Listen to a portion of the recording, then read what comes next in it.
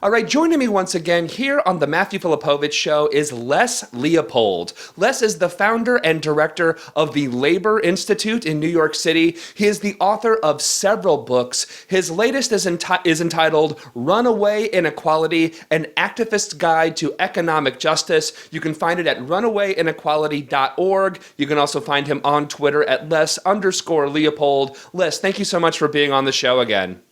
Thanks for having me, Matt. All right, so let's begin our talk with some pretty shocking statistics that are in the book. Now, I think pretty much most people in America, especially progressives watching this, knows that inequality is bad in the United States. But statistics show it's actually way, way, way worse than people think. Tell us about it. Well, when surveys have been done to ask people what they think the wage gap is between a top CEO and an average worker, people say it's usually around 35 to 40 to 1. And when we actually did the work, we actually went and looked at the top 100 CEOs, the top 200 CEOs, and calculated it ourselves. It came out to be 829 to 1. So the American people think it's 36 to 40 to 1. It's 829 to 1. What's interesting is what the American people on average think is what it was back in 1970.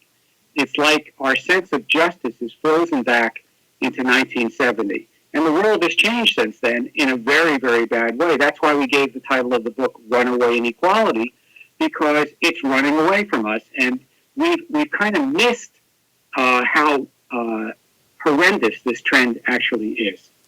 Yeah, just even saying 829 to 1, like that's such a, like, that number is just so hard to even wrap your brain around, right? Because it's like, 40 to 1 is one thing, but it's like the CEO is making 829 to 1 over the average worker in their company. Just that massive number is just mind-boggling. Absolutely. And you take it one step further. When you ask the American people what they want it to be, a strong Republican says they want it to be 12 to 1. A strong Democrat says they want it to be 5 to 1. The average is 7 to 1. 7 to 1. And what it turns out to be in reality, so what people want, 7 to 1 on average, and what they're getting is 829 to 1. So to me, this is an enormous organizing opportunity. Because if the American people actually find out how bad it is, they're going to be even more angry than they are now. And we might be able to build a progressive populist movement that can make a difference. Let me put it this way. We have to build such a movement, or we're going to be really cooked. Let's talk a little bit about how, because that, like you said, that was what it was in the 70s. What are some of the major things that occurred between the 70s and today that took it from around 40 to 1 to 829 to 1? Yeah, what happened was there was a real change in economic philosophy in the late 70s, early 1980s. We refer to it as the better business climate model. Academics call it neoliberalism or neoconservatism.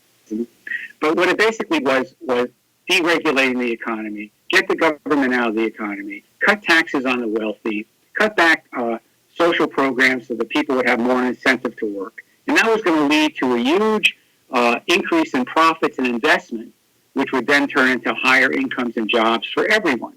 That was the theory, and it was sold. It's still being sold, as a matter of fact. And what it did, in fact, was unleash a kind of plague on the economy. When you ask people what went wrong back then, mostly they'll say, well, automation, globalization, a tax on labor, and yeah, that all happened. But the big thing that changed is something called financialization. When we deregulated the economy, we basically undid everything we learned after the Depression in 1929. All the regulations that came together during the New Deal were weakened or eliminated. And when finance was uncorked on the economy, it became a huge strip mining operation. And it basically sucked the wealth out of company after company, which led to huge indebtedness on those companies and a downward pressure on wages like we've never seen before. So wages actually went flat or went down. Profits and productivity continued to rise, and the money turned into huge incomes for CEOs and Wall Street.